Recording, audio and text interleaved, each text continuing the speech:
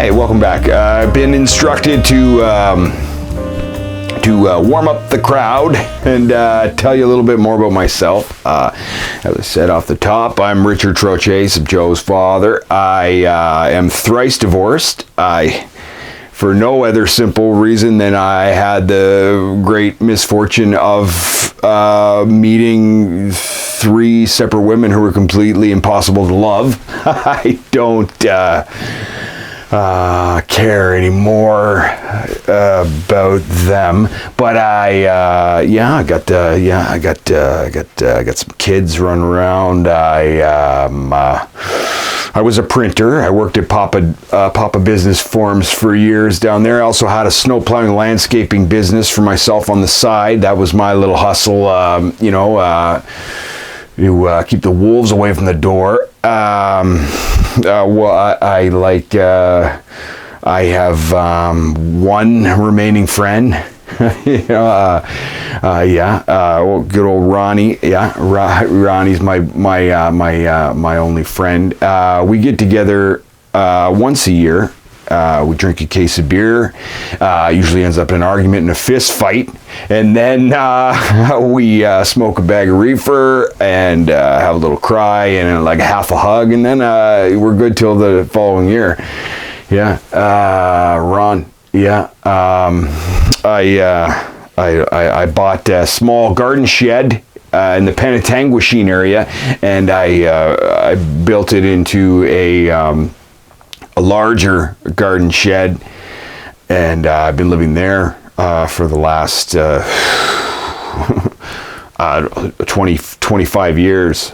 I don't get along with my neighbors. I like to keep to myself. My neighbors on both sides of me have severe attitude problems, and I like to stay away from them because they're toxic. Really, they're just toxic people. I can't really sell the property because it's really just a garden shed, and they've got these giant mansions. They built mansions out of their theirs were cottages to begin with, so they had that advantage on me where I had this small tool outbuilding, like a small garden shed. They had moderate cottages to start with, so they had a head start. They know that, but still they like to yell profanities from their top windows down to me in the pit. My property's kind of like in a bit of a ravine, kind of. I get the off run from both of their properties into so it's kind of like a swamp. I live in a houseboat. Well, no, it's not cool. I don't like to put on airs. I live in a small garden shed. I'm an old-fashioned guy. I like bacon and eggs, brown toast. I don't know. I like baseball. I like I don't know what I'm just getting a little. I'm not a public speaker. I haven't done Toastmasters or improv or any of these fancy things. My son and his friends run around doing. But I'm just a man. Okay, I had some service in the military, and I was dishonorably discharged from the military because the corporal of that division was I don't want to speak ill of anyone, but he was a horrible monster of he wanted to run medical and experiments on me in the military, and I refused. They called that dishonorable. I think what they were doing was dishonorable, but it's neither here nor there. Court-martialed, I spent 3 or 4 months in remand holding cell, and then 7 years in a military prison. But then I started working at Papa Business Forums as a pressman. I worked straight nights for 35 years, and I developed astigmatism in my eye. I can't really be in sunlight. I have a light sensitivity. I spent a lot of my life living nocturnally, so I choose to remain that way now. So I live by night in my shed, and I've since retired from the Papa Business Forums. I was given an option. I was told I could retire or I could be fired, and I chose to retire. So I'm now retired from that line of work. I also had a landscaping, snow plowing business on the side for many years, and that's just basically where you plow snow in the winter and you landscape in the summer, which consists of cutting grass and trimming the edges of that same area of grass that you just cut. And that's what I did. And of course you'd have to bag up the grass and take that with you too. And usually you'd have to pay for that to dump it if you didn't think to include that in the price of the original contract. But it's not the business world. It's shrewd, right? It's tough. It's tough to make your way in the world today as a businessman, I tell you. So I gave that up right around the bankruptcy and put that behind me too. Life is a journey, and we're all just here.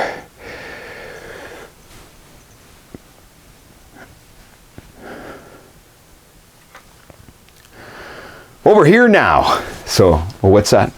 Oh, thank you. Okay, so this is not from Joe. This is from the producers. Apparently, there's going to be a light system in place here in the studio, and if I speak to anything in a politically incorrect manner, a red light will shine. Oh, okay, and in the off chance that I say anything correctly or do anything right, I will a green light. Okay. And now I've been instructed to give you my definition of harm reduction here. Okay, I don't really know what that is exactly. I'm assuming it's pertaining to reducing harm. I think. If that's the case, it's probably more of a hippy-dippy kind of holistic healing thing, like a granola type of approach. That's just a whole food. No, I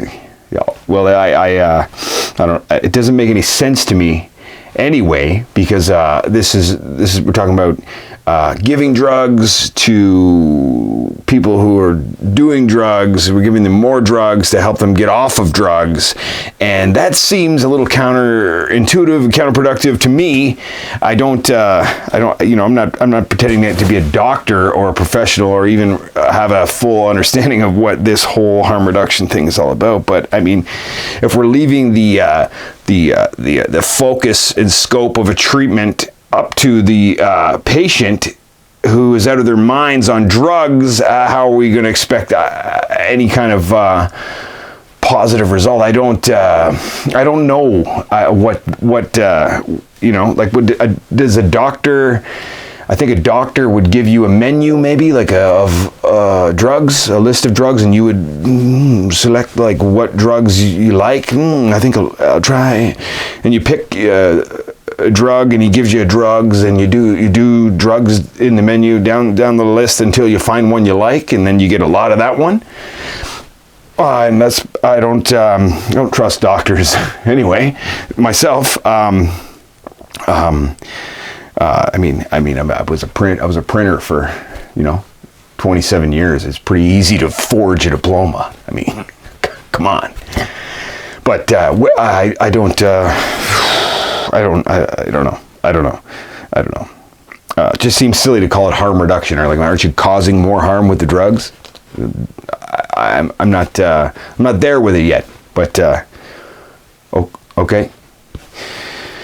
Harm reduction, as defined by the Canadian Drug Policy Coalition, is a comprehensive,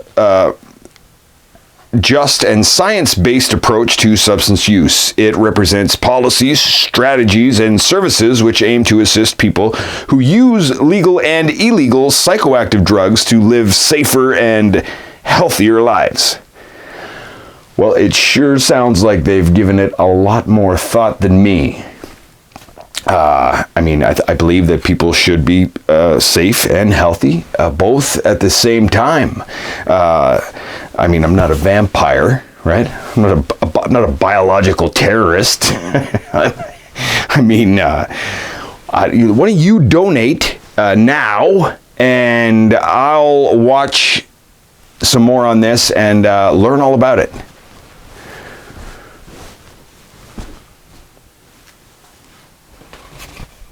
My name is Trish Dribnenki, and I'm a registered psychiatric nurse from Vancouver.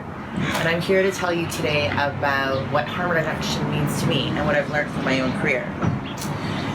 If I had to put harm reduction in one word, it would be relationship. Harm reduction is all about building relationship. It means that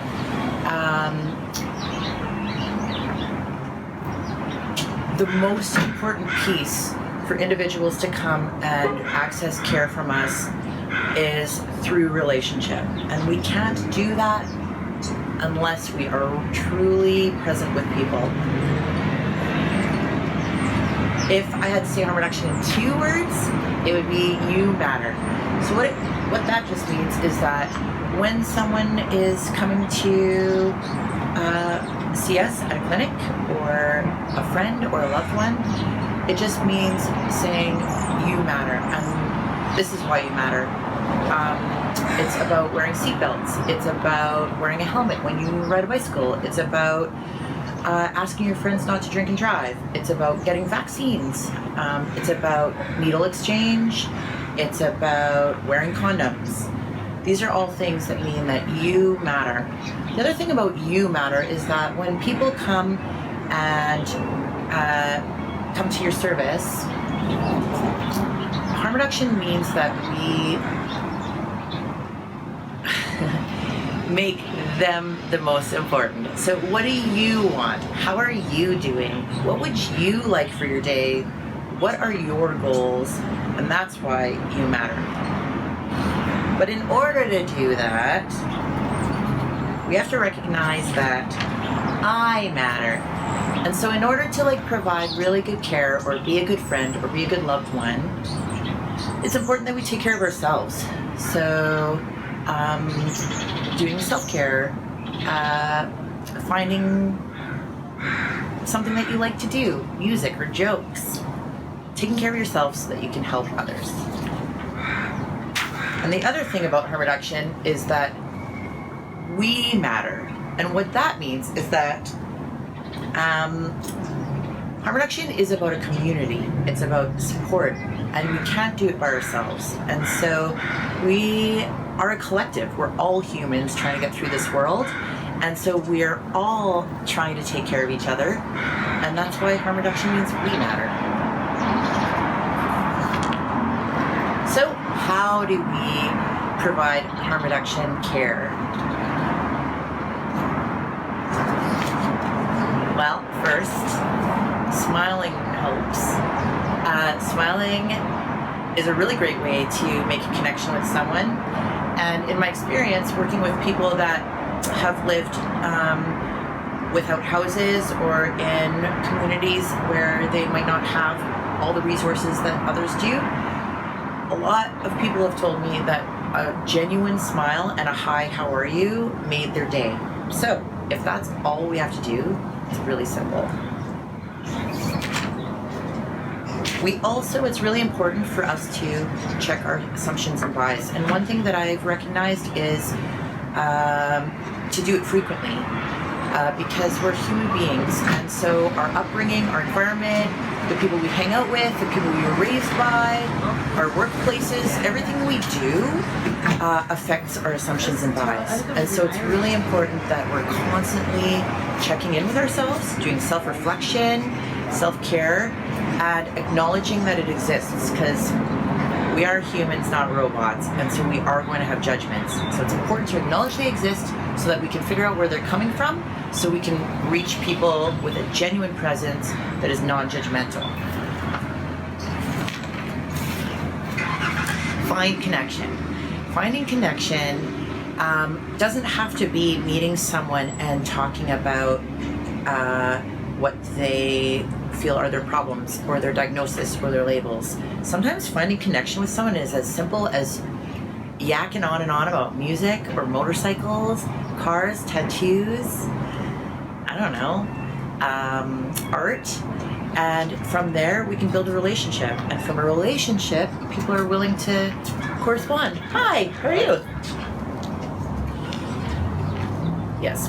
So building relationships helps us do harm reduction, because when someone has trust and belief in you, and you have trust and belief in them, they'll have more ability to realize that they can take care of themselves, and where they can take care of themselves, and where they can reduce harms, and where they're important. So over the career that I've had the opportunity to work with individuals that work and play in all kinds of different places, there's 4 verbs that I like to use in every interaction. So every time I meet someone, I try to leave them feeling acknowledged, listened to, find hope, and empowered. So how do we do that? Well, first, acknowledge.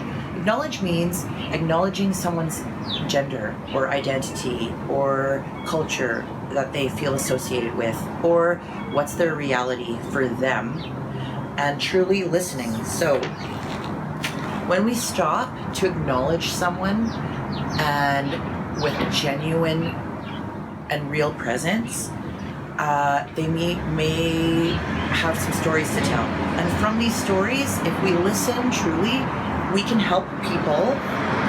Oh, and by the way, when I say listening, it doesn't mean listening for what we want to hear, or listening for things that we need to fill out our forms with, or listening for those criteria that we're trying to diagnose someone with.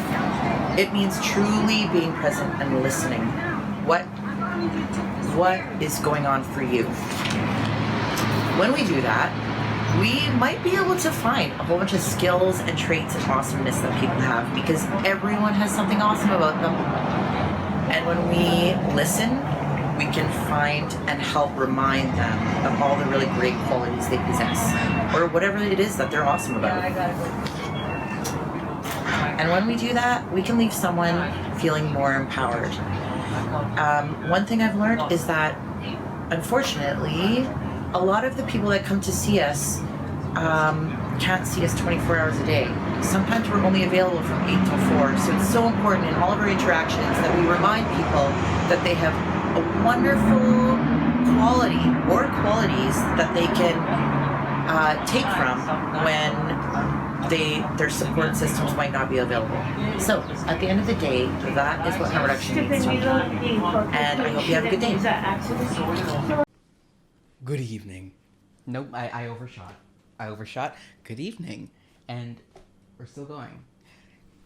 Good evening. I'm Ajahnis Charley, a Toronto-based comedian and Gary Coleman lookalike. Or it's more like famous Gary Coleman lookalike. And I'm here to talk harm reduction. I don't know if that's what I'm gonna do in post, but there's gonna be something. What is harm reduction? No, it's not covering your entire body in arm and knee pads every time you go outside. And no, it's not deciding to stop watching Game of Thrones at the end of season 7.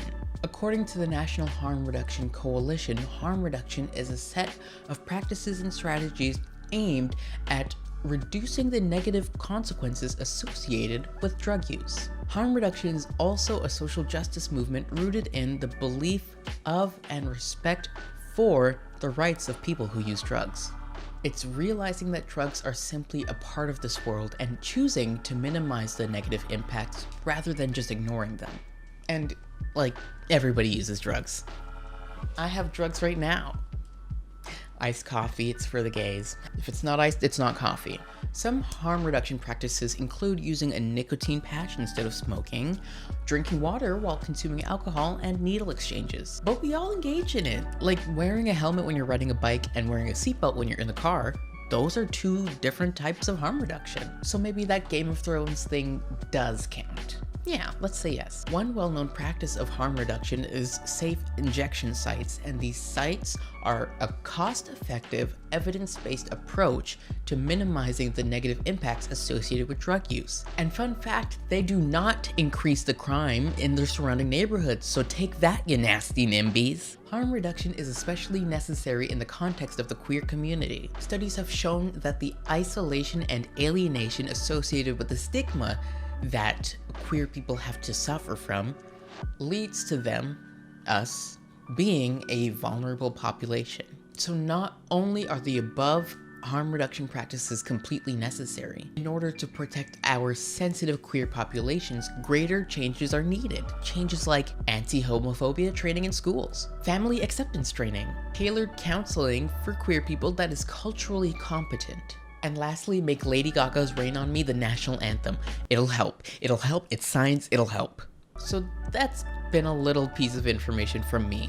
Admittedly, not a medical health professional. I'm a professional at not having a profession. But certainly check in with your local health clinic, especially if you have a queer specialized health clinic.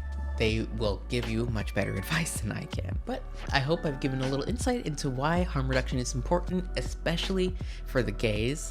And everyone out there, no matter who you are or how you are, I just have this to say.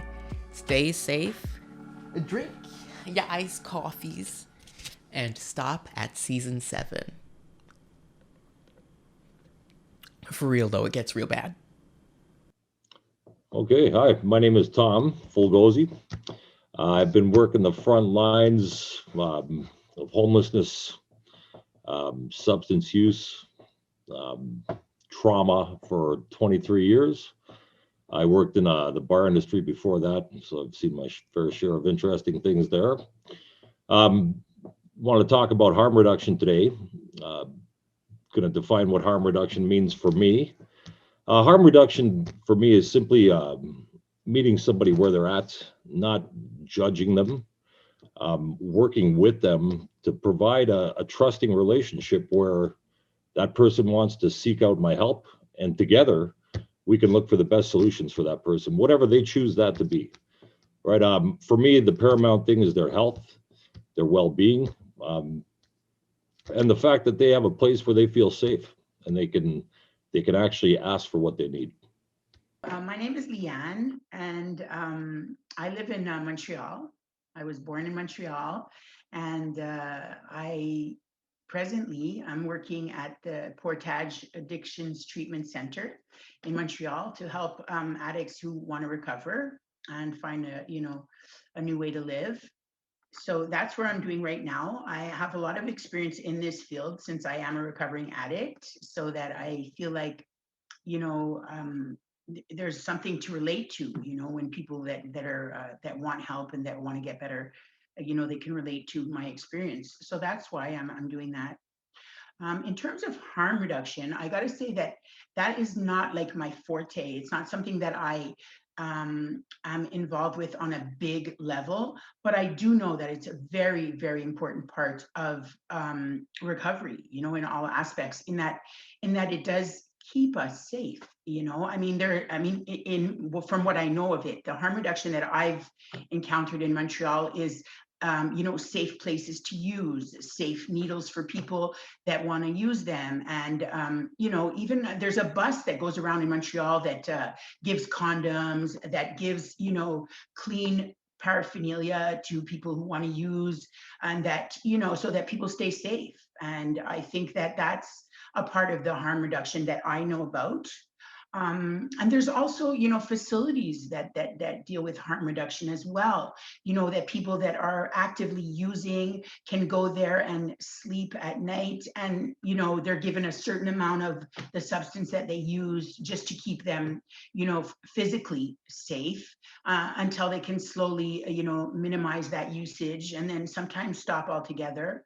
So that's another part of the harm reduction cycle that I know about. And I just think that it's all towards the main goal of making us safer, and that's what it's about, so that we don't have to die, alone somewhere, and, by doing things dangerously. I'm not saying, so, that's my opinion of harm reduction.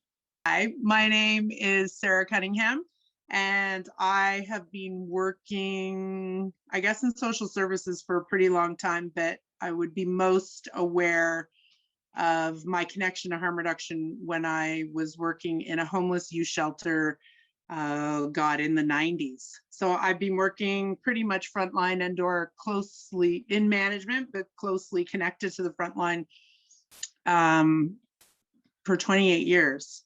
And what harm reduction means to me, I don't, you know what, I feel like I'm in a job interview and I have to come up with some really smart answer for that. But what harm reduction means to me is just doing the right thing, basically. Just whatever, it's not about you, it's not about your comfort level, it's not about you deciding things for people. Harm reduction is absolutely connected to addictions. I don't use examples like, oh, floss your teeth every day and you'll reduce the harm of plaque. It's not. It's about addictions, and it's about recognizing that people can make their own choices and that there's addicts everywhere in the world. And I think probably growing up with an addict who wasn't, your typical what people think is an addict, who was very functional and respected and didn't lose everything in his life due to his addictions, but then always working sort of in the other side of that and watching people who really couldn't get out of that to even be remotely functional. It just reminds me that addictions are things that people can't always change for themselves. And it doesn't matter if you're a doctor or if you're sitting on the street corner begging for money. Addiction is addiction, and I think you have to accept people where they're at in that, and just be respectful of people's choices, and I don't know, just be cool. It's not about you. Why wouldn't you want to be part of that happiness of somebody surviving? That's not a part of that person dying on the street, unsafe, unwell. My name's Les Harper. I'm Plains Cree First Nation. I grew up here in Toronto, working for my community in centers that are Indigenous based. I'm an Indigenous man that believes in harm reduction and lives that lifestyle and wants to help other people have an understanding of what that is and how that can be a good thing. I believe harm reduction in the Aboriginal community has always been here. My father always taught me to look at things in a circle. Our traditions are a circle, and everything starts somewhere and comes around and comes back.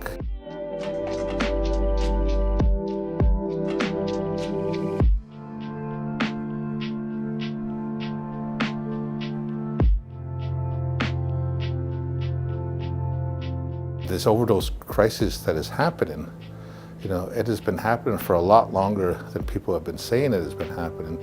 And we've been losing people, especially Indigenous people, and there's no voice of that.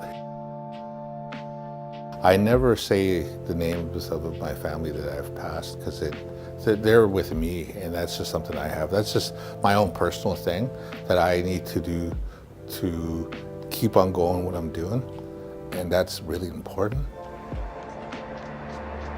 There's so many people out there that we are going to lose, and we don't know when it's going to stop. Less than 5 years ago, I was talking about harm reduction to my community, to my family. They didn't have anything to do with it. Most Indigenous organizations are abstinence-based, which is, I have no harsh things to say about it. I think it's something that has been is a savior to us and been something really good for us, but there's also something else. There's a big group of us that are being missed. Many parts of my life I have felt kind of ashamed and guilt, and so I would like that to be something that I could help other people see that doesn't have to be like that, because nobody wants that in their life. I get fatigued just like anybody else would, but I have a resilient culture, tradition, and people that will keep on going and will keep on until the end of time. And we're gonna find a way to deal with this so we could all be safe and happy. This overdose crisis will not be here at all. Though this will be something in our history. Those are my hopes and dreams, that this doesn't have to happen anymore. We don't have to see people struggle. We don't have to see people in pain.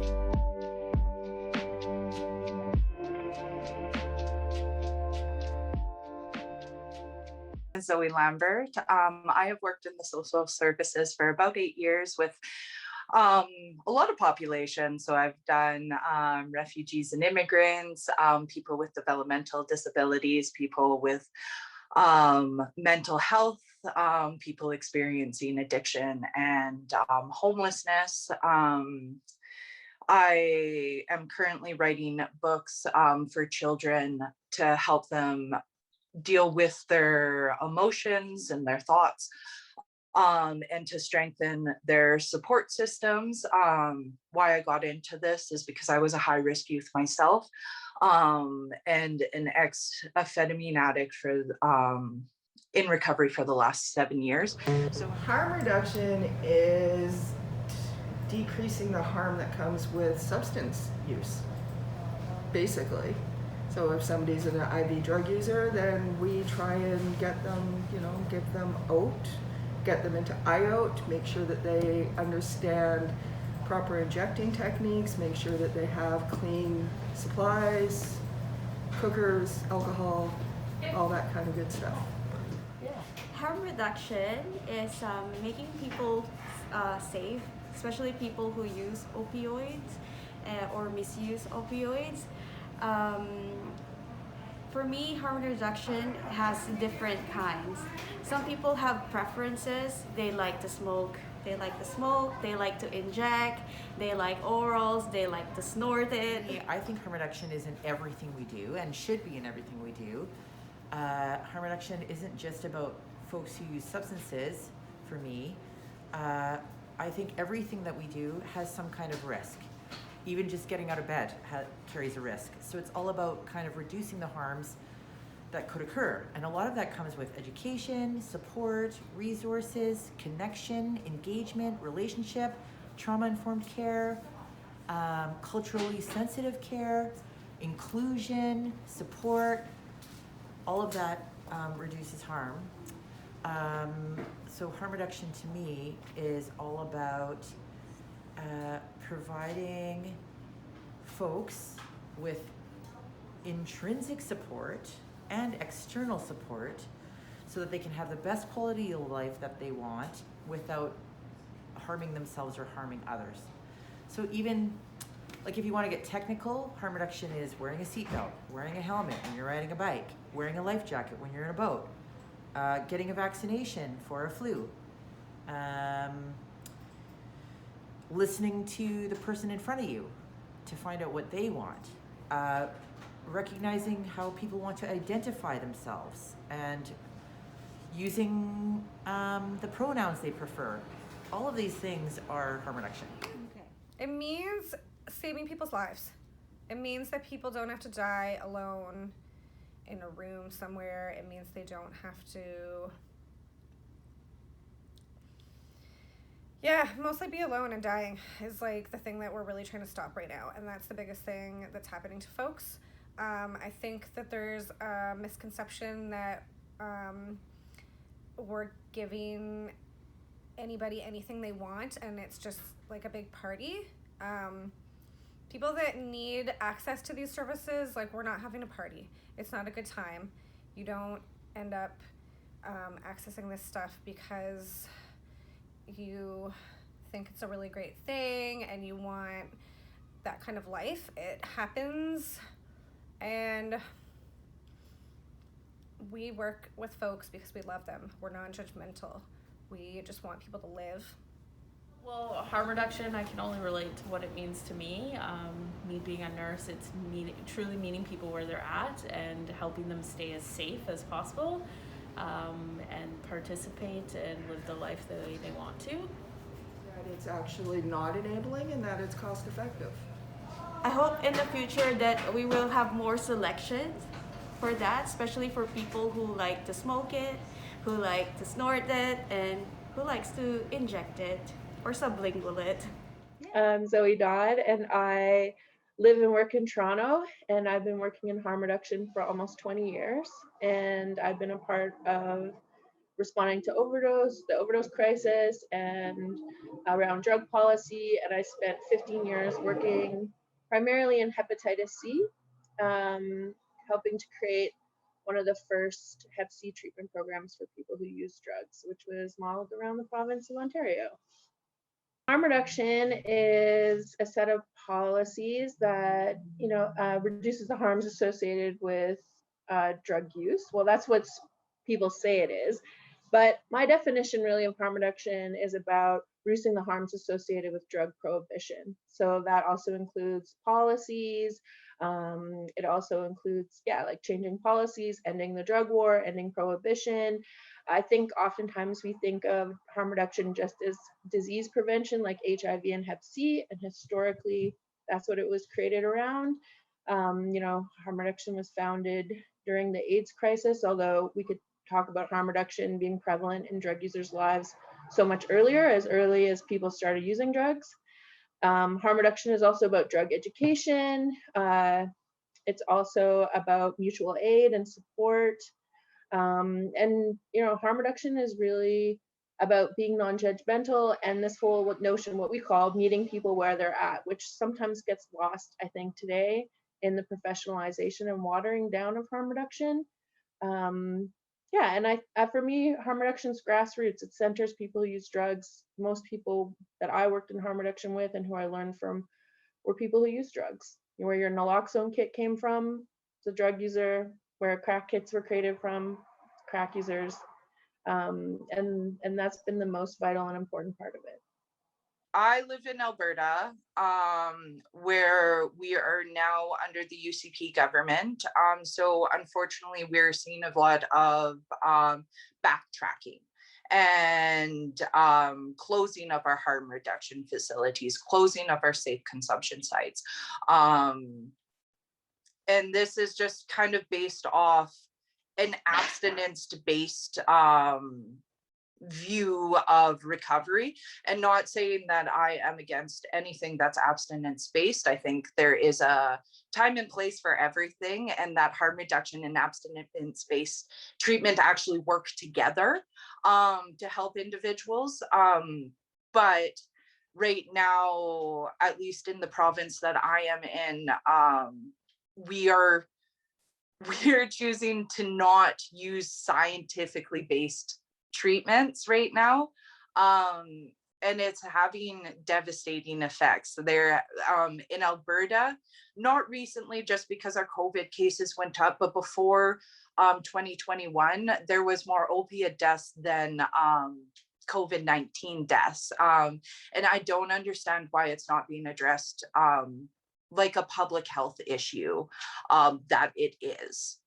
Back in the days, I remember harm reduction was mostly about sexual health.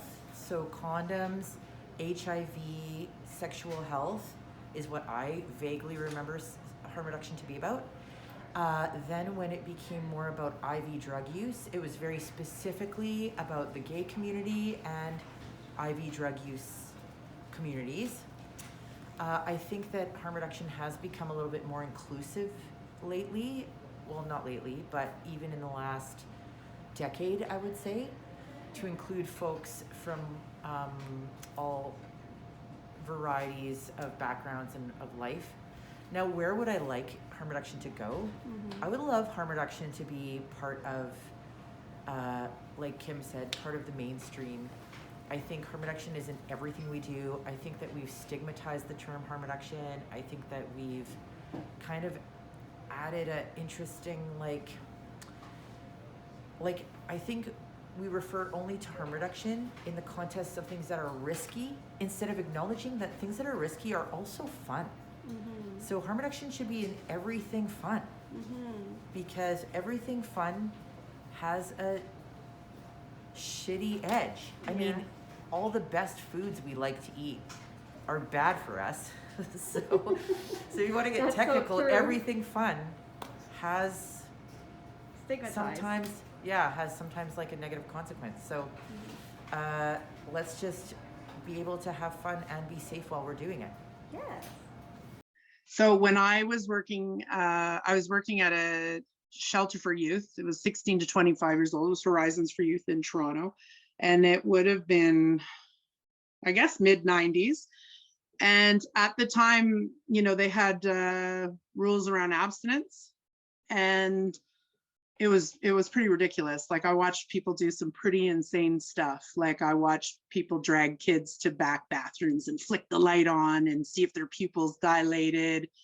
And they would literally discharge little kids into the night for being under the influence. So a 16-year-old comes home wasted, and literally we would phone another youth shelter who also was abstinence-based and give them 2 TTC tickets and send them off down the road at the corner of Gilbert Avenue and Eglinton Avenue to make it to any of the other 6 youth shelters in the city between Scarborough and North York or downtown.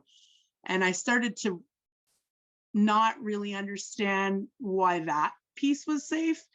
So if this sort of notion that maybe it wasn't safe for somebody to be in our space while under the influence, I didn't understand how it was safe to send a 16 to 24-year-old kid out into the night under the influence. So that started to kind of bug me, and it sort of started turning my wheels. So then I kind of just became the rule breaker that most of the other staff didn't like. And instead of sending them away, I'd sort of let them sleep in front of the TV on a chair until morning. And then I'd send them, you know, I'd give them breakfast and then I'd send them away.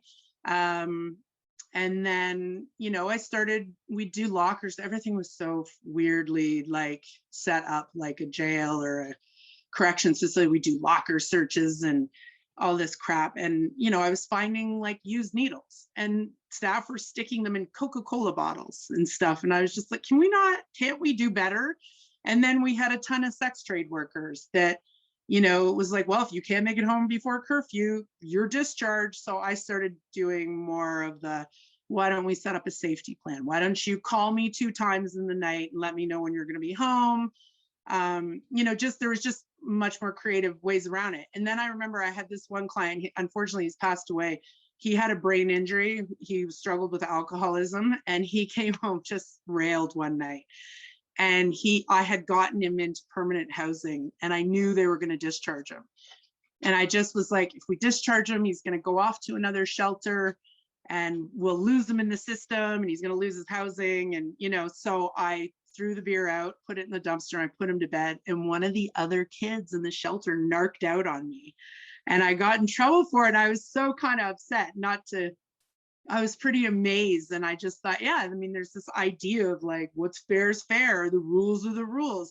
And so I just never really thought that way, because there are universal rules, but maybe you don't run red lights, but you might take your movies back late. Like, we all decide what is our rule, or what we do, what we don't do. So that really impressed upon me. And it's really so, and then at that time, a bunch of the staff were kind of jumping ship really quickly. Had a new manager. It was a bit weird. And people left, and they all went to Youth Link Inner City. And which is funny, because the worst perpetrators of the anti-harm reduction shit, all of them left and went to Youth Link Inner City. And suddenly we're just like, harm reduction, you know, of the century, which really always kind of irritated me. There's some bitches. But anyway, so eventually I followed suit. I just realized that, you know, it was something of more, it was a little more up my alley. And I had gone back to school for anthropology, and I was really liking that. I went back to, so I started working at YouthLink, and I think Karen Positano would have been the biggest, probably everybody's biggest influence back then. Yeah, and that's where it kind of started. And that's where I like really learned it. I mean, I think I always kind of had it because I mean, even growing up in Scotland, obviously there's a huge opiate crisis, HIV crisis in the 80s. And I remember reading stuff about how Edinburgh took needles off the shelf in the pharmacy, but Glasgow didn't. And so the incidence of HIV and probably the generation just above me was out of control in a lot of the scheme neighborhoods and stuff. And I guess I didn't know what that really meant. I don't think I knew that that was harm reduction, but I get it now. That why would you take away people's, people are going to do it. That's the thing. Where there's a will, there's a way. If people want to do something, they're going to do it. And if they have to do it unsafely, they're going to do it. And so why take away the one thing that can keep them safe? Those guys were sort of the forerunners of harm reduction in the city of Toronto, especially in the youth services, because none of that existed. Like Karen and Diana, I think they used to work for the sisters, and they were working when HIV and AIDS was, you know, decimating the queer community at the time. And so they were like handing out condoms. They were doing harm reduction. Toronto's so conservative, it's embarrassing. It was considered harm reduction to go out to concerts and hand out condoms so people wouldn't get HIV. That was the basis of harm reduction in the city of Toronto. How sad is that? There's a lot of older guys that have been at it way, way longer than me, and I was lucky to learn from them. So I lived in Vancouver in the late 80s, right up until the mid 90s. I was a drug user when I was living in Vancouver. I saw a lot of good work start in Vancouver when they try to establish their safe injection site and the government wouldn't let them. They actually drove a van around the east end, downtown east end of Hastings there. And they would pick people up with a nurse in the back of the van. They'd let them do their thing, and then they'd drop them off, and they'd pick the next person up. And that was really the beginning. There was a needle exchange program. The only place that could have happened across the street was a police station. I think Vancouver was probably the only place that would, or people would actually go there. But that's what I saw start there. So I saw some good work being done. I went to Vancouver, I think about 12 years ago. Didn't recognize it. There was so many services down there that it was phenomenal. Still a lot of drug use on the street, but at least there are people there, and there's somebody around to make sure that people are okay, which is the most important thing. In Toronto, I was shocked that when I started working at a shelter, that we didn't have Narcan, we didn't have naloxone, we didn't have any of these things. I was working a night shift and I was allowed to dispense needles, but I was not allowed to dispense stem kits. Took it up with my manager and he said that we can only dispense needles. So I asked him why, and he said something about the United Nations. I think at the time they were anti-crack cocaine. So I had a long conversation where I said, what is the point of my dispensing needles? And he said to reduce harm. And I said, and what kind of harm are we talking about? And he told me, transmittable diseases. And I said, and I can give out a needle kit, but I can't give out a stem kit. And he stuck to it, his guns. And I said, well, you can discipline me, but I'm giving out everything, right? Anything anybody asks for. And we did that. He never disciplined me, which was interesting. But at the same time, even doing that work, the staff at the front line that was doing the work, that was giving out the kits, had no idea what they were doing, right? They knew they were giving out a kit, but there was no conversation. It was like thrown at the person almost disdainfully, like you could tell the belief system wasn't there, but I don't think they really understood what the nature of the work was. It's something that I continue to see today. So while people are grasping small pieces of harm reduction, they're understanding what the kit is for, they're not grasping the whole kind of context that it takes place in. So you want to start that relationship. You want to have a conversation. You want to get to know that person. You want to make sure that they're using with people that they know. And if they're using alone, that there's some kind of an emergency plan especially with drugs like fentanyl. So when fentanyl came out, fentanyl was a patch, an epidural patch that was being prescribed. When it hit the street, people were cutting up this patch. It was a 72-hour slow-acting patch.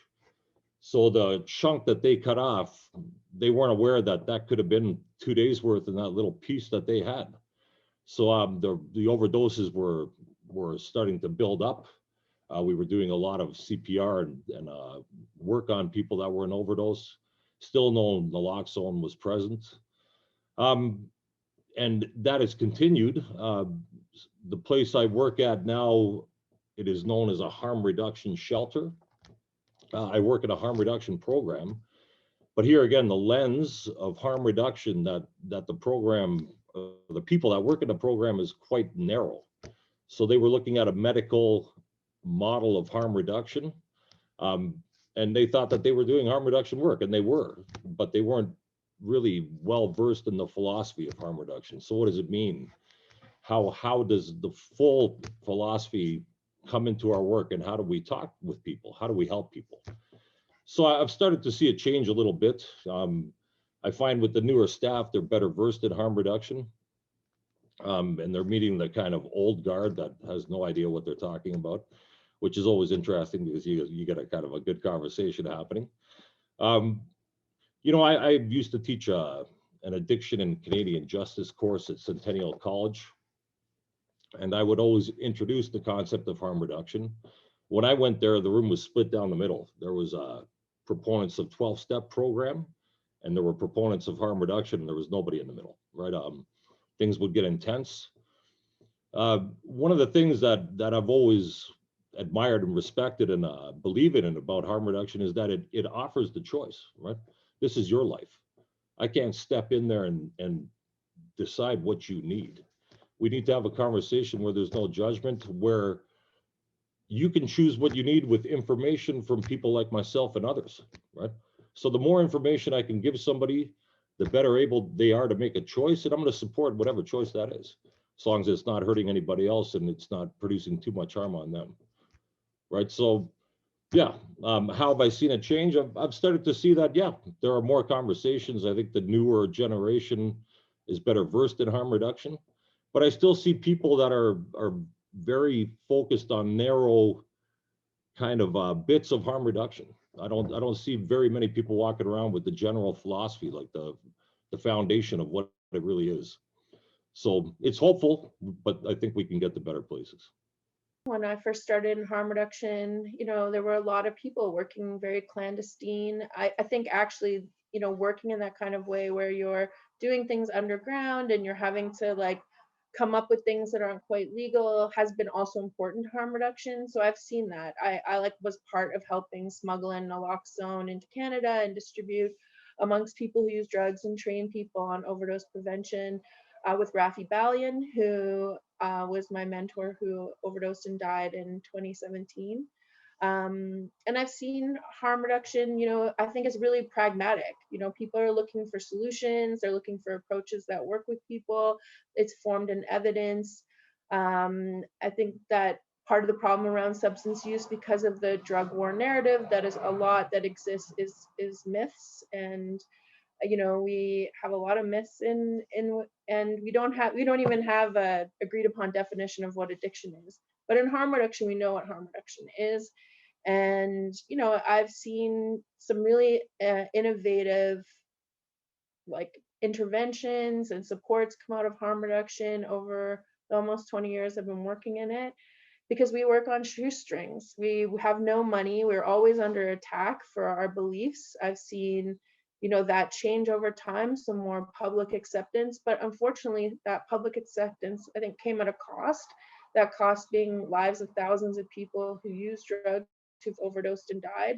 It shouldn't have taken overdose deaths for it to be more accepted as an intervention, supervised consumption sites, overdose prevention sites, you know, injectable heroin. Like, none of that should have been political, because they're actually informed by evidence and they are what work. I think to me, harm reduction, like people working in harm reduction, have really have their hearts in supporting people who use drugs, and we're just listening to what the evidence is and are responding.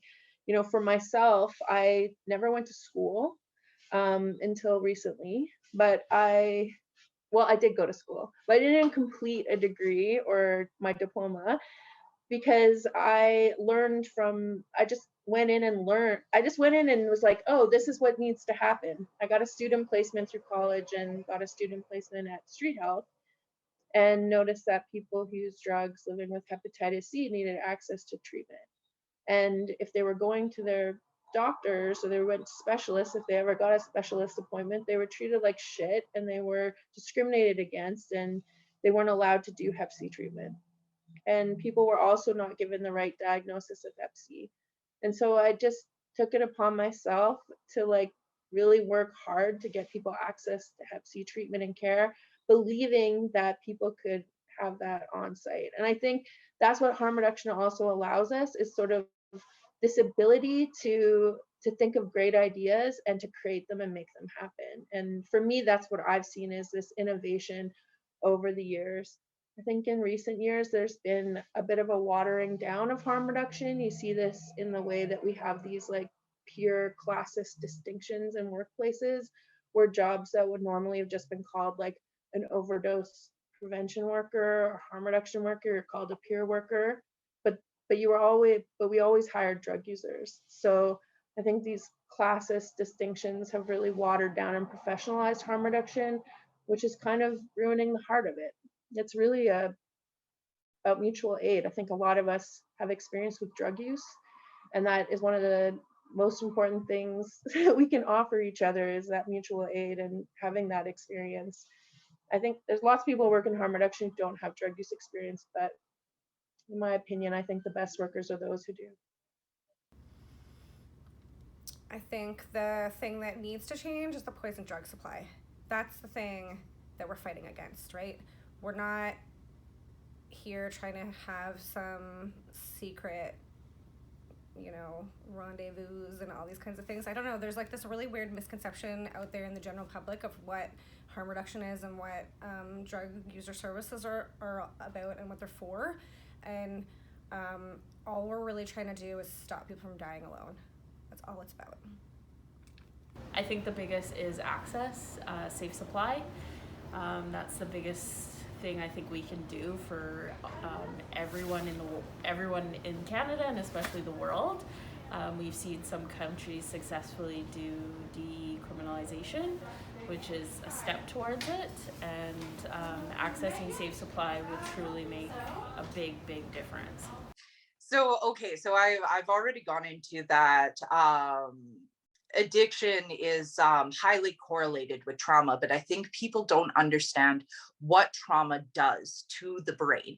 And that is just, so when we go through high stress states, we have large amounts of cortisol going through us. It helps us, right, survive, make sure that we stop processes that we don't need. But when we're in prolonged states of stress, so such as abusive relationships, but also things like poverty, systemic racism, like they all are prolonged stressful events.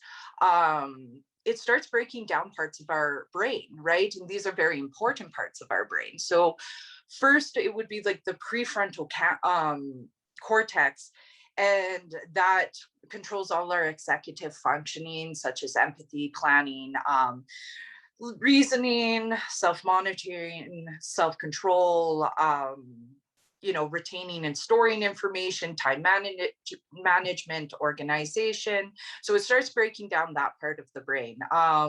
There's also the hippocampus, which is like learning and memory, and then also the corpus callosum. That's basically the communication center of our brain. So if we break down these parts of our brain, we're going to have individuals that are showing like high risk behavior because they have lack of self-monitoring, self-control, planning, organization, time management.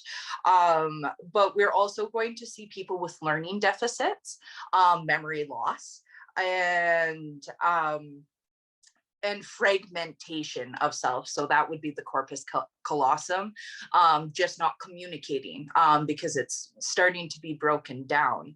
And I think that when we look at the kind of these risk factors of kind of brain damage or brain injury from trauma, we start to see why people fall into addiction.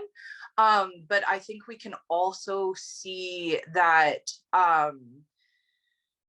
the people are also coping with these deficits in their brain, right? Because trauma also reduces the like all what I like to call happy neurotransmitters, right? So that would be our gamma aminobutyric acid, that our dopamine, our serotonin, and these also regulate the parts that are being broken down. And funny enough, a lot of drugs, boost serotonin, boost dopamine, boost GABA, right? So a lot of people are literally just self-medicating for, the deficits they have. And they're just, the problem with a lot of illicit substances is that they're digging themselves into a bigger hole, because when you have an influx, you start deficiting in it, and you can't reuptake those neurotransmitters as well, right? And I think a lot of people see the symptom of trauma as addiction, but there's many symptoms of trauma. There's anger, there's delusions, right? And when we just take the symptoms, it can be overwhelming and scary and unknown. But when we look at the base cause of what's causing all these reactions, it becomes a lot more, I guess, understandable, more human. People are not sure of what they're buying. They don't know how much is in it. Now they're adding these benzodiazepines that are making naloxone basically ineffective. So it's a gamble. It's like a Russian roulette. Every time you buy drugs on the street, it could be your life. I think a perfect solution to that, and I'm not sure that we're ever going to see it in my lifetime anyway, is that the government simply regulate these drugs. If they regulated things like heroin, you probably wouldn't have seen fentanyl rise. But now that fentanyl's there, you need to regulate it so that when people go buy drugs, they don't need to go to the street. They can go to a pharmacy, they can go to a store, similar to a beer store, and they could buy exactly what they're looking for. Half a gram of fentanyl, it is a half a gram. There's no mistaking it. There's nothing else in it. And you know exactly what you're using. And I think that would avoid 90% of the deaths we're seeing in this country anyway. I don't really know what's changed, but I think it's just a phenomenon that if you're not sort of in it or you're not around it and you've sort of missed the time when things have started. I mean, I think we see this in all movements, probably. I think it's probably pretty wild for a young queer kid to think, what, you can't walk down Church Street holding hands. When we were walking around Church Street in the 80s and 90s, there was tons of gay bashing. Or there's lots of young women that, maybe don't recognize that it wasn't really that long ago that women couldn't vote, but you're not in the struggle and your parents weren't in the struggle. So things get lost in generations. So I think there's the people that are doing the work. It seems that a lot of agencies seem to be able to hire a lot of like-minded people. What I think are the main problems and where we're missing the point is that we keep handing over, and this is a rip-off, and I can't remember who said this, but I'm totally ripping somebody off, is that we keep handing the responsibility of harm reduction over to provincial and municipal governments. And when you're talking about harm reduction, it truly is, like we were talking about earlier, it's born out of anarchy. It's born out of going against the grain and doing the things to help people survive, and usually the people that nobody gives a shit about. And so how do you compromise those two things? So we just do little tiny bits of it. We don't have the whole picture. We need OPSs, we need SISs, we need to help people stay alive and have a place to use safely with trained individuals around to help them. But that's it. So yeah, we've got clean needles. That's great, but that's it. So what about, oh, I want to get clean today, like fucking right now. Oh, well, you just keep calling that number. Can't even remember what it's called because I never bothered to call it. And maybe in 2 weeks, you'll get a bed somewhere. So I think we're not ever looking at, we always create systems that never actually are for the clients. They're for the workers. So that's a major thing I see. Everything's always about the worker and what the worker has to do the work. It's never directed to the client.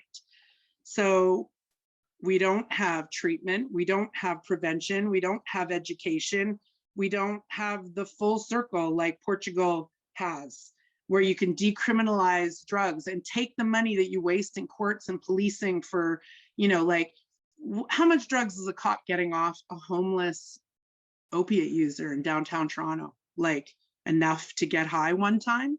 Like, and then you're clogging up the courts with that, and probation officers. So we pay all this money to the criminalization of stuff, and we could take that money and reallocate it into all the things that could help people actually shift and change their lives. So I don't know what it is that people don't get about it, but I have to admit over the last few years, I've been involved in the interviewing and hiring for outreach workers. And like some of the answers are just, they're pretty funny. Like, I don't want to humiliate anybody, but seriously, it's, I don't even know. I can't even, it's harm reduction. What is harm reduction to you? It's just a thing that, you know, the cops let people use their needles somewhere else so the children are safe. And I'm always like, everyone's really worried about the children. That comes out very clearly in a lot of job interviews. Everybody's worried about the children. So I'm always amazed. Then I think, fuck, you didn't even read, you didn't even try. You didn't even like read like a definition of harm reduction. And I just truly think that there's a whole group of people that are in the policies and the governments and stuff that are so far removed that they don't even understand it. So everything's Band-Aid. It's like, okay, people are dying. Okay, here's an SIS, but that's it. Okay, maybe we'll give you a clean supply, but that's it. All right, fine, maybe we'll, but it's like who, and then it's the same voices. And I think like trying to push for more all the time. And I think people stop listening.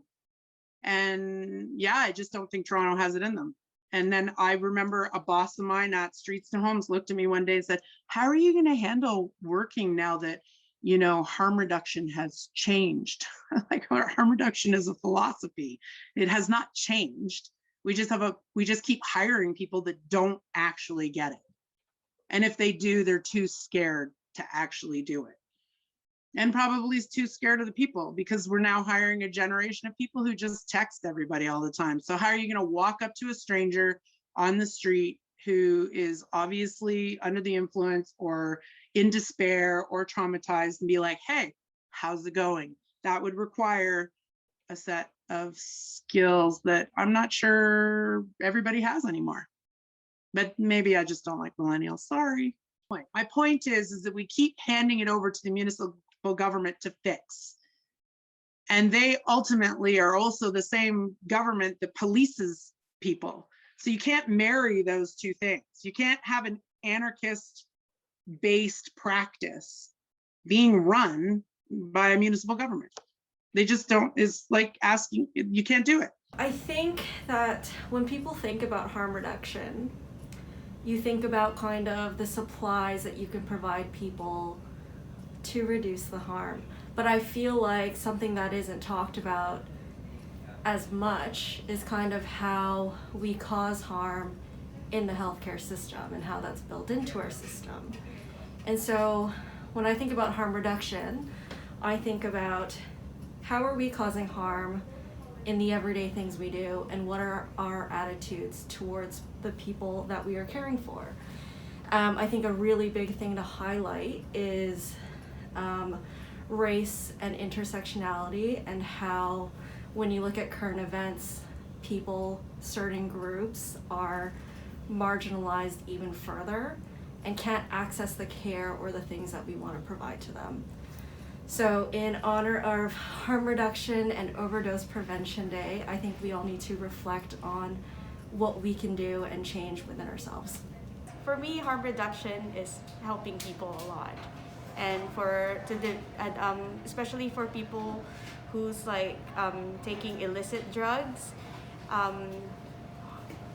The clean drugs that opioid assisted therapy is doing for harm reduction, I think it's a great thing. Way more mainstream and way more accessible and acceptable. I would like to see harm reduction become, more embedded. I would like to see, unfortunately, and this, I think about this a lot, is that a lot of mentors, a lot of older people, I didn't ever see myself as being like the elder in harm reduction, but unfortunately, a lot of my peers who I look to and who instrumentalized a lot of harm reduction, which we benefit from today, have died, and many died in the overdose crisis.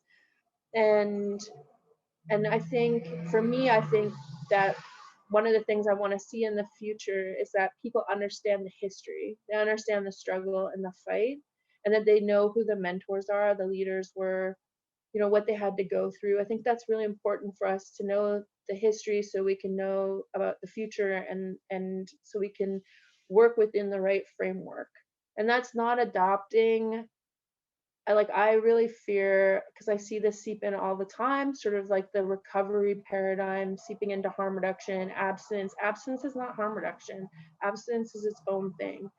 And people should be allowed to use drugs with autonomy. And if they want to use drugs for the rest of their lives, that's okay too. And that's what harm reduction is about too. So for me, there would be like an acceptance in the future that people use drugs, that we would change the sort of ways in which we'd change the system so that people wouldn't struggle so much. We really don't get to talk about pleasure because we're talking about life and death most of the time, but there's pleasure in using drugs. And so the future that I see also recognizes pleasure and the benefits of drugs, and some drugs that are now gaining traction as therapeutic, like psychedelics, which, if for many of us who use psychedelics already know the benefits of without research. I don't know. I would like to see, for me, harm reduction is about liberation. It's about drug user liberation. It's about people's liberation from the systems of oppression.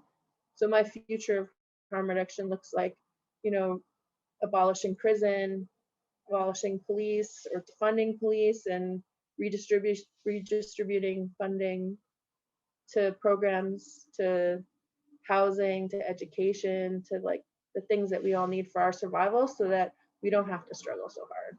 I think harm reduction is very political in that nature, and I hope that people hold on to that sort of political thought that harm reduction is liberation and dismantling systems of oppression.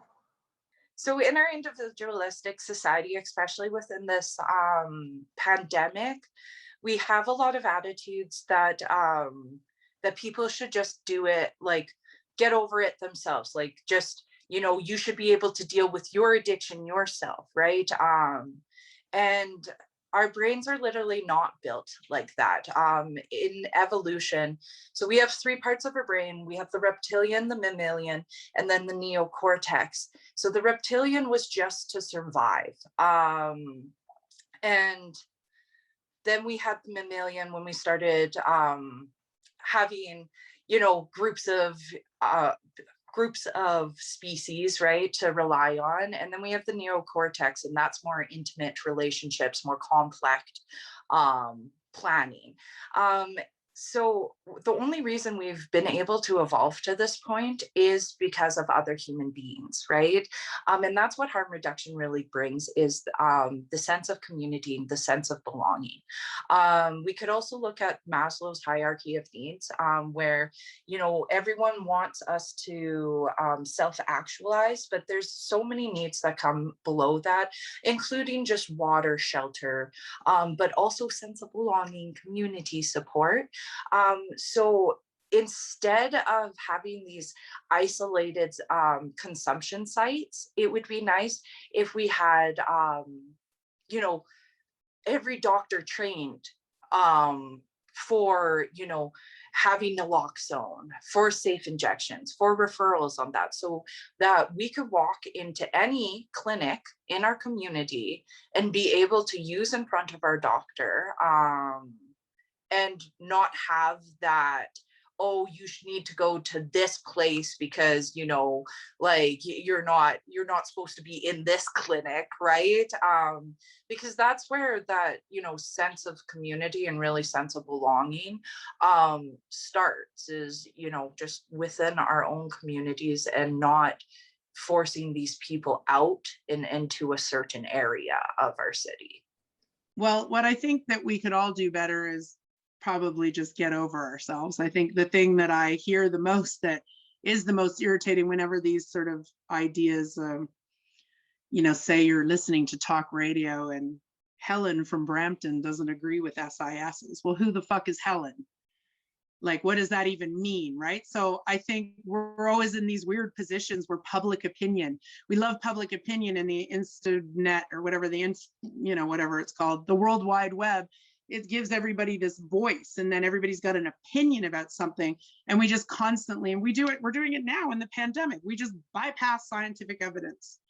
So what I would appreciate, anytime we're uncomfortable with something, or we get to wrap our morals and values into something and decide what's right or wrong. Shit, I work for a dog rescue. People do the same thing with pit bulls. They're bad dogs. That's it. I saw a picture of a kid's face. That's it. Well, I've seen a picture of a kid's face from their parents beating it in too. I've seen the picture of a kid's face getting in a car. Like, there's so many things we do in the world that are just normal and fine, and then we pick and choose these things that we get to apply our morality and values to. And I don't know, I guess I just don't understand. I don't think that way. I've never really, I can't even imagine that anybody would even care enough to know what other people are doing. And then suddenly the biggest advocates are usually the parents or the relatives of somebody who's passed away, or it happens to them, right? So everybody thinks they're untouchable until it happens to them. So I think that where we all need to do better is that, well, fuck everything.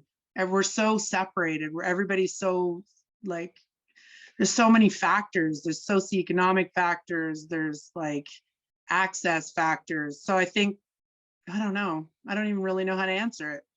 I think probably it's just about generosity and kindness, and maybe, you know, always understanding that despite what people want to do in their life, sometimes they make the wrong choice for themselves, or whatever is the choice. So there's probably lots of morning that your average, you know, white girl wakes up and says they're going to the gym and doesn't go. And nobody, you know, there's lots of people that, you know, take their last toke of crack and break their stem and go, that's it. But, you know, shit happens and things change for people all the time. So I think we could just do better by being kind and less judgmental and less just about the generation of me. Like, how does this impact me? I would suggest it probably doesn't. If you're asking yourself how it impacts you, it probably doesn't fucking impact you. And either just forget about it, mind your own business, and carry on with whatever your life is leading you until something punches you in the face, or get involved and be kind to your neighbors, probably, whatever they look like. Stop being an asshole. This is harm reduction. Yes. Wow. Before I begin, maybe I can take just a moment to introduce myself. I'm a minister in the United Church of Canada. I serve 2 churches in the Jarvis Garnet area, and it is a joy. I'm also a trained spiritual director, which gives me the authority to be able to sit with people while they maneuver in their journey through spirituality, whatever that is for them. And so for me, my job is to be with people. And so again, it's wonderful to be with you today. So I guess one of the first things I'd like to talk about is what harm reduction is. And I do believe that it is to mitigate any harm, and it has to be done on a multitude of ways. Number one, of course, would be a medical intervention. Addiction is first and foremost something that is insidious, and it can happen to anyone. And the goal is to keep people alive so that they can move through the spiritual side of what it might be that's causing them to turn to addiction. But it is first and foremost a medical issue. And so that is the first thing that I would say is my understanding. The second is we all have some kind of addiction. Sometimes the addictions are addictions that are not harmful, or at least less harmful, like exercise. That's not mine. But we all have something, and we need to be in this together. So hi, my name is Ophira, and I use she, her, and they, them pronouns. And I always like to start with a visual description of myself, just for accessibility for anyone who's only engaging with material through listening to it. So for a visual description, I am a white, fat, disabled person. I have a short, dark buzz cut. I'm wearing burgundy cat eye glasses that are fairly dramatic, a white and navy blue neck brace, a fuzzy purple sweater, and there's a blank wall behind me, and I'm sitting on my couch. As I say all the time, I usually every couple of words, I'm disabled. It took me a long time to accept that word and accept that reality. I used to say I was chronically ill or differently abled. And today I really embrace the word disability, in large part because of the community that I've met as a disabled person. And some of the things I've learned from that, in particular, disability justice, which I think is super relevant to this conversation. I work as an artist, but I also work a lot as a consultant.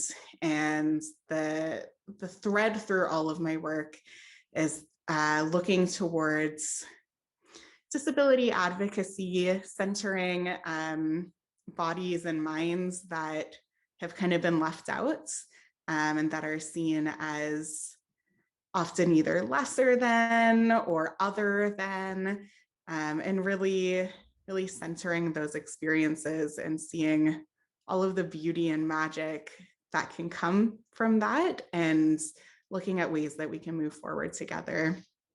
And one of those ways is disability justice, which is a relatively recent term. It was coined in the early 2000s and came about through conversations with members of the Sins Invalid collective and primarily queer disabled women of color.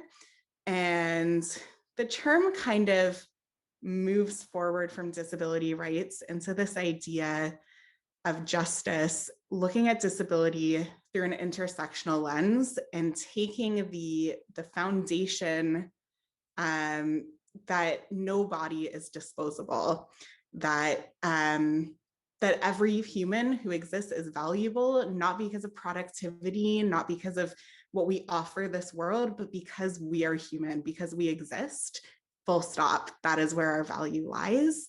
And looking towards that as this idea of how to move forward together.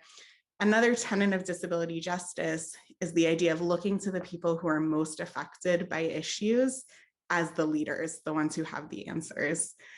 And I think both of those things are harm reduction when you think about it. I think that often in accessibility, there's a almost patronizing lens applied to it, a thought that non-disabled people know best what will work for a disabled person, a lot of assumptions being made.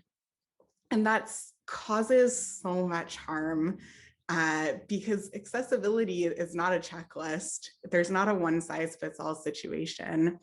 The whole idea, I mean, what I personally might need a room that's really quiet and dark. I get bad migraines, sensory overload, and I need space to just kind of move a little bit slower and breathe. I have some friends who all they need is to be able to yell randomly and make a whole bunch of noise and move around, and they need a lot of sensory input in order to feel engaged in a space, right? Somebody who doesn't know us and is just making an assumption of what's accessible doesn't necessarily have that framework. I'm rambling a little bit, so we'll see where I end up. But another phrase that I think is just so relevant and important. It's from an incredible disabled activist, Mia Mingus, who said, access is love. So the process, providing access, is an act of care. It's an act of love. It's the idea of looking around and saying, wait a minute, this doesn't work. This doesn't work for this other person. This other person is having a hard time in this space and they can't be here with me. So I'm going to make some adjustments and figure out how to shape the space in a way that works for them. And again, like that, at its core, access is love, access is care, and care is harm reduction. I mean, it's like the building blocks that you learn in kindergarten.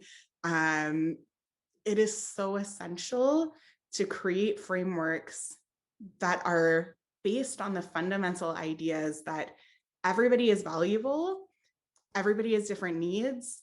You can't know what those needs are, but you can listen and you can do what you can to support what someone else is communicating to you.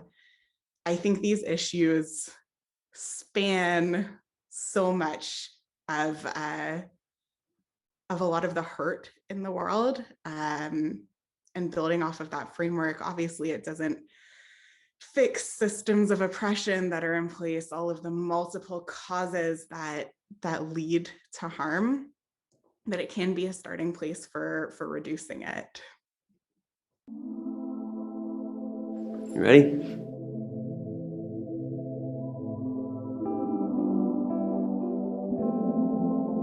Personally, for me, harm reduction is important because I watched my brother use drugs for years and ultimately overdose and die. Harm reduction is important to me because it means keeping my family safe.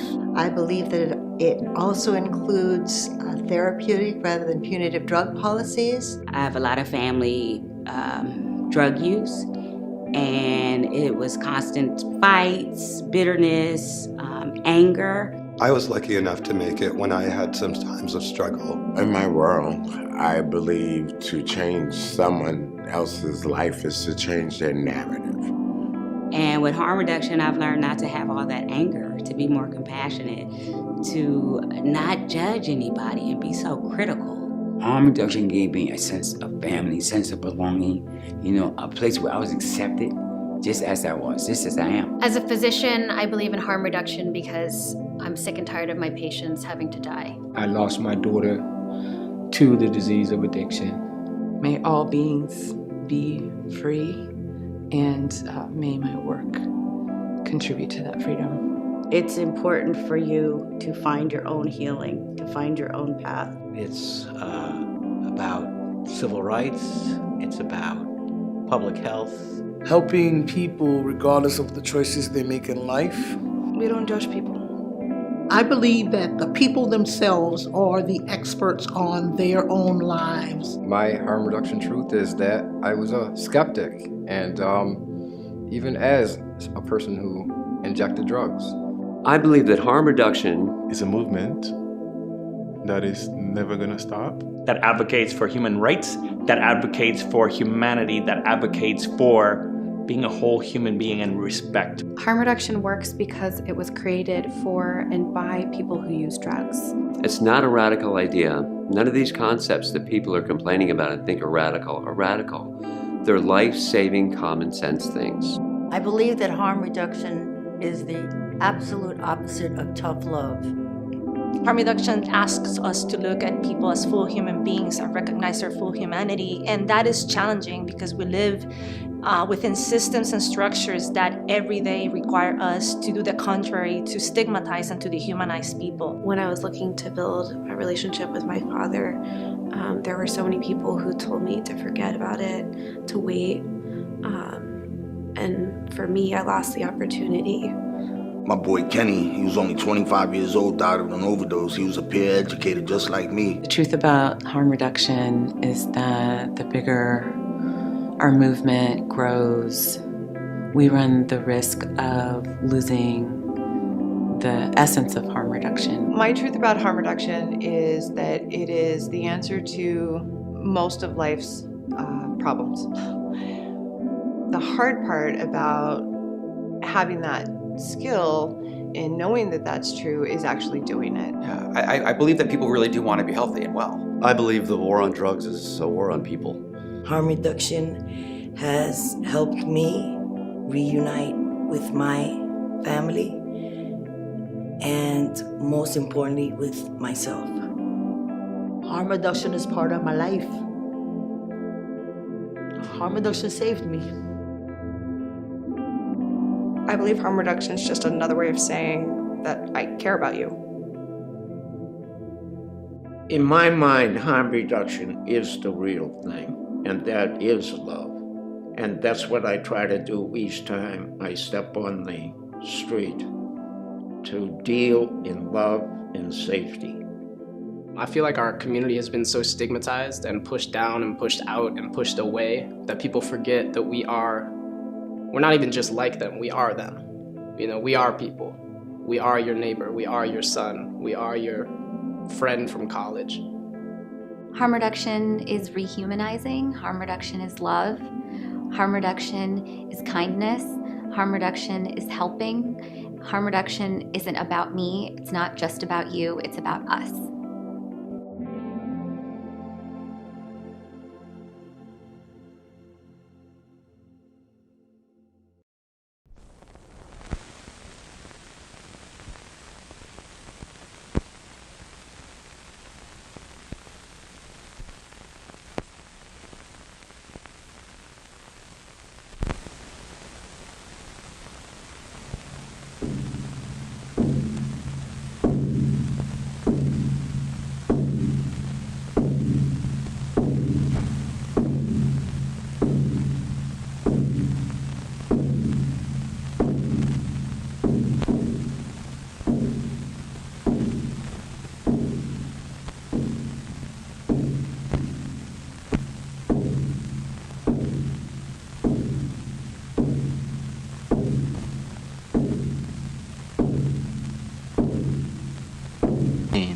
It is a symbol of narcotic addiction, is poisoning the blood of our country. And this is a result? A result? Yes. But it occurs when the addict is deprived of his narcotic. He is experiencing withdrawal symptoms. And if he can get his narcotic? He lives from fix to fix. And if he is lucky, he dies early. Maybe from an overdose. Maybe from an infected needle. He lives from fix to fix. The addict must have his drug, and to get it he must have money, and that much money comes hard.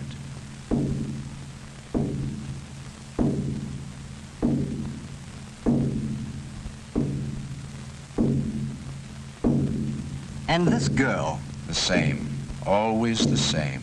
Vice feeds on vice. And in the end, life has been a tortuous search from day to day. But can't we help him? We try, but he's long past the point of no return.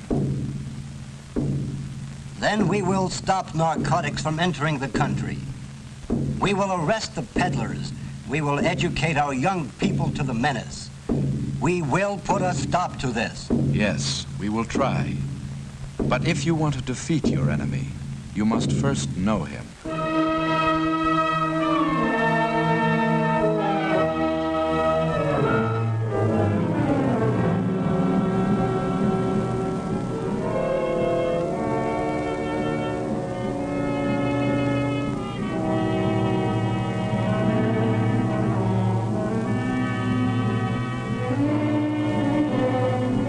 This is a shooting gallery, a room where addicts come to inject their narcotic and must wait their turn to use the needle. Then all these people are addicts? Some are, some aren't. All will be. For one, it may take 5 shots, for another 50. but the narcotic will be master.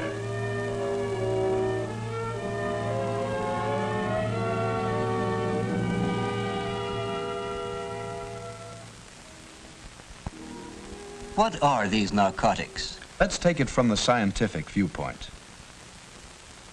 There are 3 general classifications of narcotics as defined by law: the opiates, the synthetic drugs, and the cocaine-marijuana group. The opiates, grown and processed almost exclusively in foreign countries, include opium and its 2 derivatives, morphine and heroin. The synthetic narcotics, including such drugs as Demerol and methadone, are the result of science's attempt to produce a non-addictive narcotic. But attempts have failed. All synthetic narcotics are addictive. Cocaine is derived from the Peruvian coca plant. It is strongly addictive. Marijuana is easily grown in many countries, including the United States. The plant can be identified by its sawtoothed leaf, which always has an odd number of fingers. The underside of the leaf has a sticky feel to it. It is the leaves and flowering tops of this plant which contain the narcotic. This narcotic, unlike the opiates, the synthetics, and cocaine, is non-addictive. What do you mean by non-addictive? By non-addictive, it is meant that the user of marijuana, when deprived of the drug, will not experience the agonies of withdrawal. It is habituating, but its use can be discontinued. Then what is its danger? Marijuana, a powerful excitant, produces unpredictable emotional results. But its greatest danger lies in the fact that it is a stepping stone to the harder drugs, such as morphine and heroin. 95% of narcotic addicts begin with the use of marijuana. Classified as dangerous drugs, as distinct from narcotics, are the barbiturates, the sleeping pills, known also as goofballs. There are approximately 400 varieties of barbiturates on the market, and all are highly addictive. In most states, the possession of these drugs without a doctor's prescription is illegal. Among the most common are Nembutal, known as Yellow Jackets, and Seconal, known as Red Devils. All narcotics and dangerous drugs have legitimate medical uses. Many are indispensable for pain-killing and sleep-producing properties. But in the hands of the addict, their use is perverted to secure an escape from reality.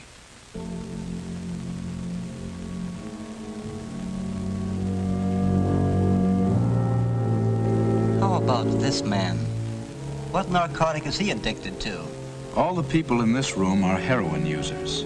Heroin is the strongest, most devastating opiate that exists. Its possession is absolutely prohibited in the United States.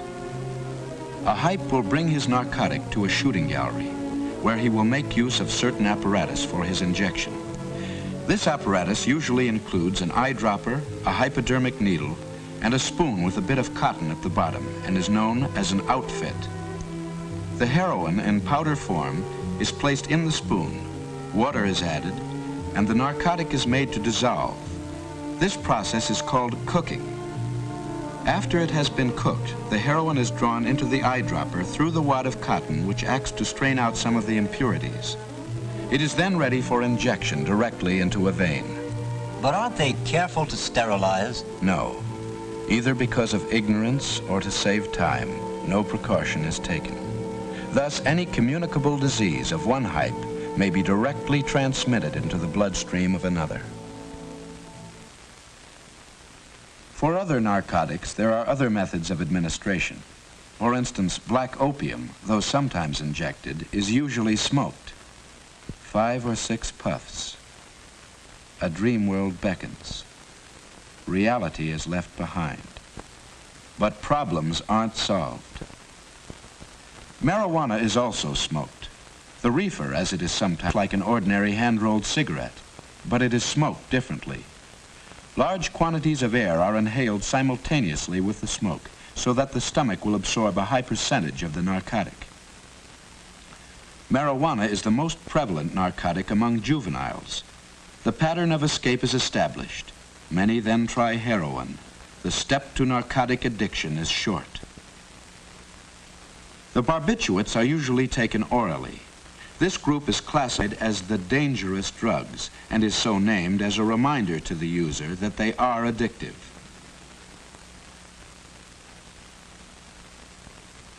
Through continuous use, physical damage to the brain, kidneys, and liver can occur. But there is no drug as degrading and enslaving as heroin.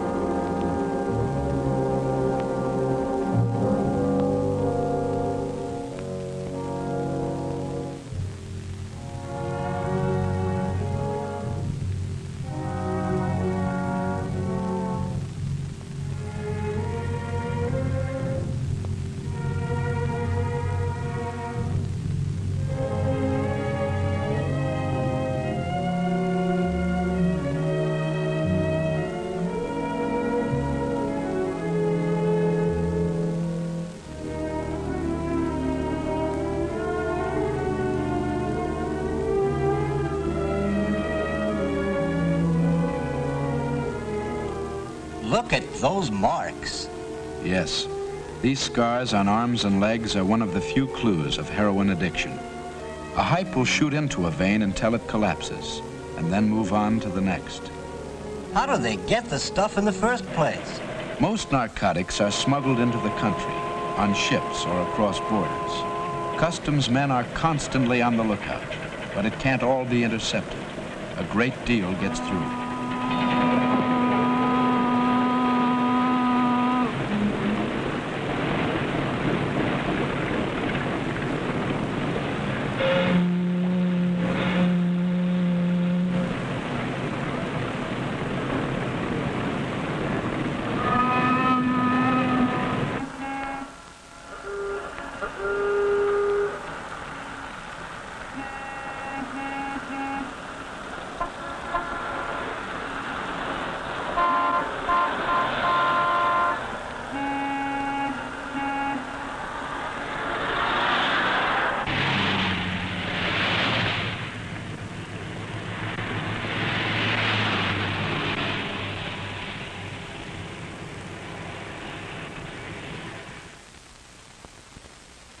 Narcotics are a multi-million-dollar business. An ounce of heroin costing $30 in Europe is worth $300 upon crossing the United States border. And then the profits really start. As the narcotic is passed from the big dealers to the smaller dealers, and finally to the retailers, it is diluted and rediluted until finally from the original ounce of heroin, anywhere from 5 to 10 ounces have been produced. This dilution process is termed cutting and is usually done with milk sugar. Ounces are cut and made up into gram packages known as bindles or papers and sold to retailers who recut the bindles and package the narcotic into capsules. These capsules, containing a low percentage of heroin, can bring from $3 to $5 apiece. Though the amount of narcotic per unit weight decreases with each dilution, the price does not decrease proportionately. The original ounce of heroin, bought for $30, has a possible retail value of $3,000. Marijuana is both smuggled across and grown within our borders. The leaves and flowering tops of the plant, ground to the consistency of pipe tobacco, are sold by the can or as cigarettes, costing from 50 cents to $1 apiece. The cigarettes are rolled in a double wrapping of brown paper, though the more fragile white paper is sometimes used for the purpose of camouflage. Because marijuana is not as profitable as heroin, and because it is only habit-forming, narcotics peddlers or pushers try to convert the youthful marijuana user to the addictive, expensive, profitable heroin. Who are your addicts? People of all races and professions, the privileged and the underprivileged. How do they start? They usually start out young, maybe on a dare, maybe to follow the crowd. Many begin with marijuana and the pattern of escape is established. They then graduate to the harder drugs, the addictive drugs for bigger kicks, and soon they are hooked. $5, $10, $20 a day. How do they get the money? Narcotics breed a desperate race of men.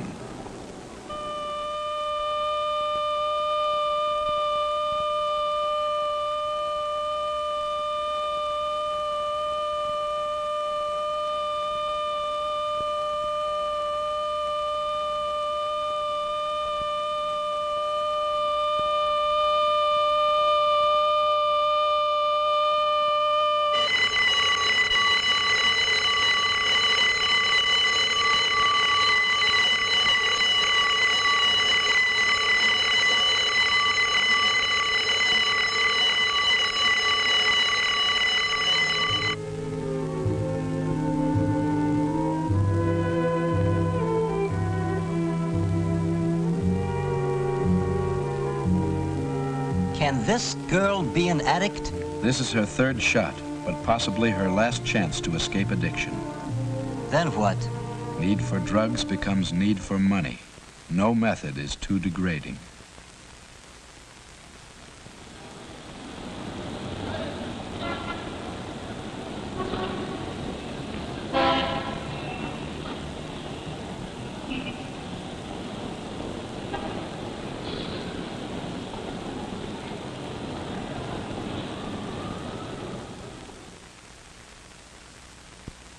There may be 10,000 women and 30,000 men in this city who are drug addicts. Each perhaps will initiate at least one new person to the use of narcotics. Well, what are we doing about it? If we can't prevent narcotics from entering the country, we've got to crack down on every peddler. Sure, that's what we should do. But we are often hindered by weak laws, apathetic judges and juries, and by understaffed anti-narcotics forces. Each case requires time, money, and men.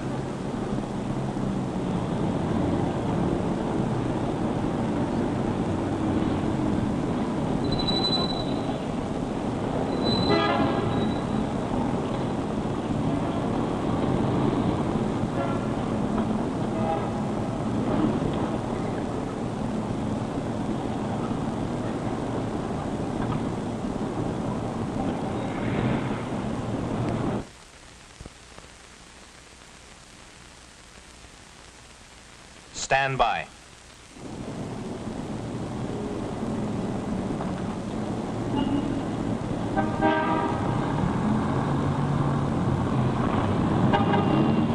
Okay, let's go.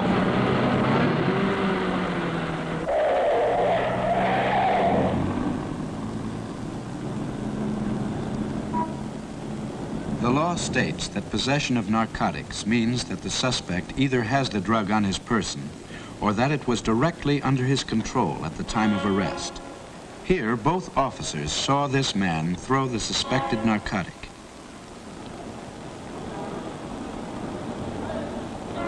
Suspects are searched on the spot, and all evidence gathered is placed in envelopes in the presence of the arrested man, and data relating to its seizure is recorded on the outside.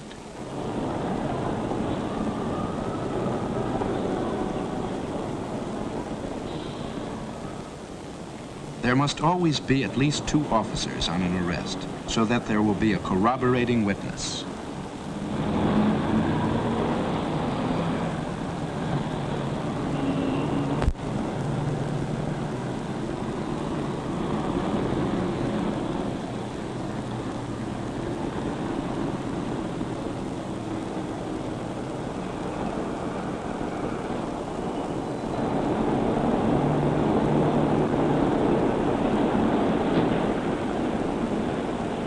These officers, however, cannot testify in court that the suspected substance is a narcotic.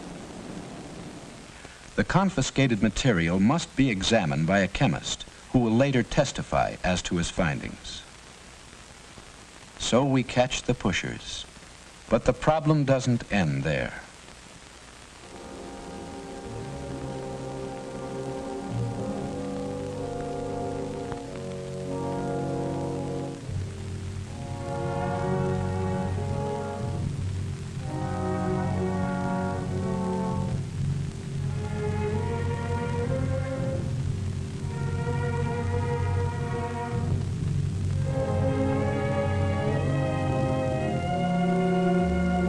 There is still the addict, who without a will of his own has a continual craving for narcotics.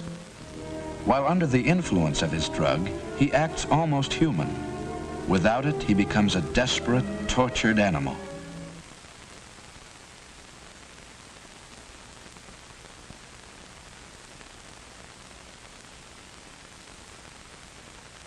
But can these people be cured? Physically, yes. Mentally, there is no known permanent cure. Deprived of narcotics, the addict will undergo withdrawal symptoms for about 6 weeks. At the end of this period, his body will no longer need the drug, but the psychological need remains. Elaborate precautions must be taken to prevent the passage of narcotics into prisons. Double fine mesh screens and a careful search of all articles intended for prisoners do much to discourage smuggling.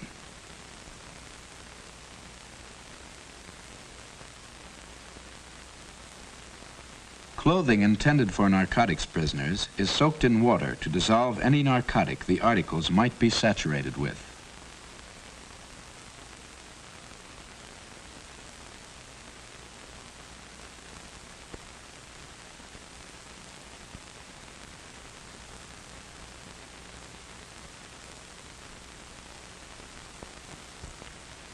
Now that he knows, now that the suffering is over, doesn't he realize the hell that awaits him if he slips back? Yes, he realizes it, and he'll fight. But the addict is not fit for such a fight. Narcotics have weakened his character, deteriorated his will. He may stay off a day, a month, a year, or more. But 99 out of 100 slip back. Back to 1 capsule a day, 2 capsules, 4 capsules. Back to $5 a day, $10, $20. Back to prostitution, armed robbery, jail. Back to the desperate race of men.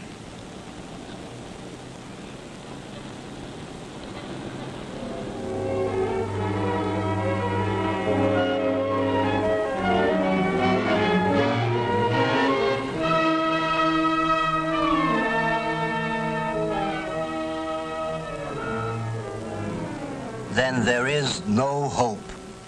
The hope lies in prevention. Our laws must be strengthened and our enforcement agencies enlarged. And most important of all, be warned of the compelling habit-forming danger of marijuana and the deadly addictiveness of the opiates. The people must be made aware. It is a social as well as a police problem.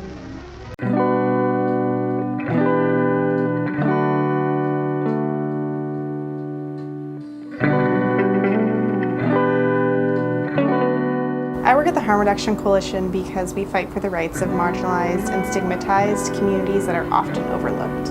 I have experienced the pain that some of these laws and policies have implemented on people, and mostly people of color and people who just don't have a voice. People who use drugs are stigmatized, oppressed, and marginalized for what they put into their bodies. And I believe harm reduction is the movement that can change all of that. Because we believe that people who use drugs and people who engage in sex work are experts in their own lives and health. I really wanted to be part of this organization, but I also felt like I had to be able to bring my entire history. So I took a big risk, and instead of leaving out all of the things about my life that have brought me to harm reduction, I actually brought them in. I work in this field because I did not have ready access to harm reduction when I myself was navigating post-traumatic stress, chaotic drug use. Harm reduction was there for me when I needed it, and I'm committed to making sure that we don't leave anybody behind. I lost a good friend to an opioid overdose several years ago, and this has kind of motivated me to continue my work. There was a time where I was sitting on a table listening to individuals do the training.